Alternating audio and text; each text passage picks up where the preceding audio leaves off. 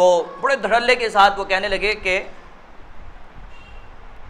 یہ شب براءت میں یہ اہل سنت جو ہیں یہ عبادت کرتے ہیں، صبح کا روزہ رکھتے ہیں، پھر قبرستان جاتے ہیں، پھر غسل بھی کرتے ہیں جی، اور پھر حلوے کا کھیر کا اہتمام کرتے ہیں۔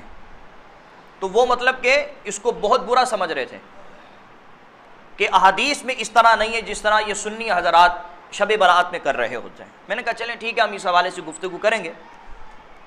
یاد رکھیے کہ باقاعدہ طور پر یہ سرکار دو عالم صلی اللہ تعالیٰ علیہ وآلہ وسلم کی حدیث سے ثابت ہے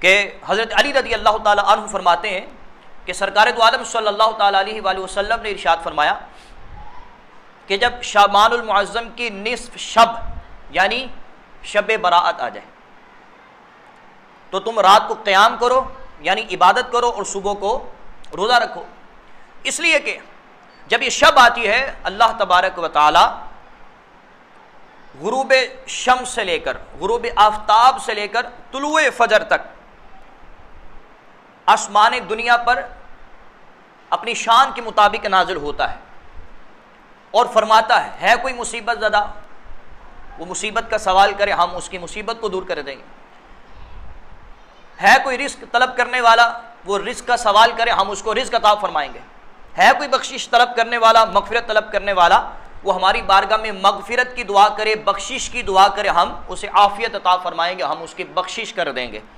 اور اللہ تبارک و تعالیٰ یہ پکار غروب شمس سے لے کر طلوع فجر تک کرتا ہے۔ یہ باقاعدہ طور پر حضور علیہ الصلوۃ والسلام کی حدیث ہے۔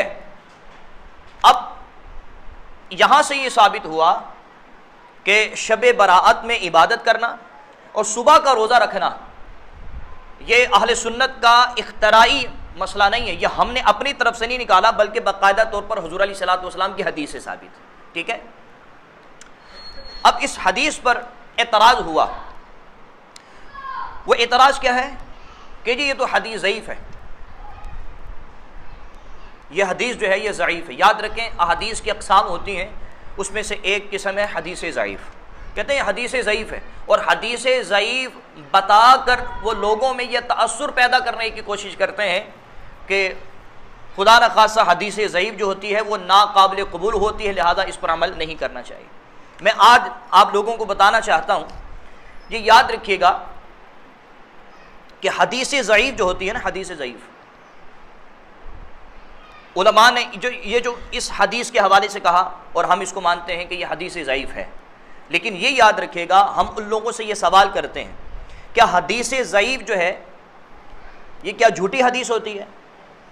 تو وہ بھی کہیں گے نہیں جھوٹی حدیث نہیں ہوتی۔ تو میں آپ کو بتا دینا چاہتا ہوں کہ حدیث ضعیف جو ہے نا یہ جھوٹی حدیث کو نہیں کہتے ہیں، جو جھوٹی حدیث ہوتی ہے اس کو حدیث موضوع کہا جاتا ہے۔ حدیث ضعیف یہ حضور علیہ الصلوۃ والسلام کی حدیث ہوتی ہے، یہ حضور علیہ الصلوۃ والسلام کا قول ہوتا ہے، یہ حضور علیہ الصلوۃ والسلام کا فعل ہوتا ہے۔ پہلی بات تو یہ ہے۔ دوسری بات یہ ہے ہم ان سے یہ سوال کرتے ہیں جو یہ کہتے ہیں کہ یہ تو حدیث ضعیف ہے، اور یہ کہہ کر یہ تأثر پیدا کرتے ہیں کہ اس حدیث پر عمل نہیں کرنا ناقابل قبول ہے۔ ہم ان لوگوں سے یہ سوال کرتے ہیں کہ یہ بتائیے کہ اس حدیث کو کس نے حدیث ضعیف کہا؟ کیا قرآن مجید میں ہے؟ کیا حدیث میں ہے؟ ظاہر سی بات ہے وہ بھی کہیں گے نہ قرآن مجید میں ہے نہ حدیث میں، نہ تو قرآن نے اس حدیث کو حدیث ضعیف کہا، نہ حضور علیہ الصلوۃ والسلام نے اس حدیث کو حدیث ضعیف کہا، تو کہا کس نے؟ تو وہ خود کہیں گے جی محدثین نے کہا۔ تو ہم اب اس موقع پر ان کو یہ بات بتانا چاہتے ہیں کہ جن محدثین نے اس حدیث کو حدیث ضعیف کہا ہے نا، وہی محدثین وہی علماء یہ کہتے ہیں کہ حدیث ضعیف فضائل اعمال میں قابل قبول ہوتی ہے۔ کیا مطلب؟ جو حدیث ضعیف ہوتی ہے اگر اس میں فضیلت کا ذکر ہو، جیسے کہ حضور علیہ الصلوۃ والسلام نے فرمایا کہ اس رات تم قیام کرو، صبح کا روزہ رکھو، کیونکہ اللہ تبارک و تعالیٰ جو ہے وہ آسمان دنیا پر اپنی شان کے مطابق نازل ہوتا ہے اور کہتا ہے کوئی بخشش طلب کرنے والا۔ اب اس میں فضیلت ہے نا، ہے کوئی رزق طلب کرنے والا، ہے کوئی مصیبت زدہ تو ہماری بارگاہ میں آئے، ہم اس کو رزق بھی دیں گے، اس کی بخشش بھی کر دیں گے، وہ سارے معاملات حل کر دیں گے اس کے، اس میں فضیلت ہے۔ تو یاد رکھیں حدیث ضعیف اگر اس میں فضیلت کا ذکر ہو تو پھر اس کے ذوق کو نہیں دیکھا جاتا.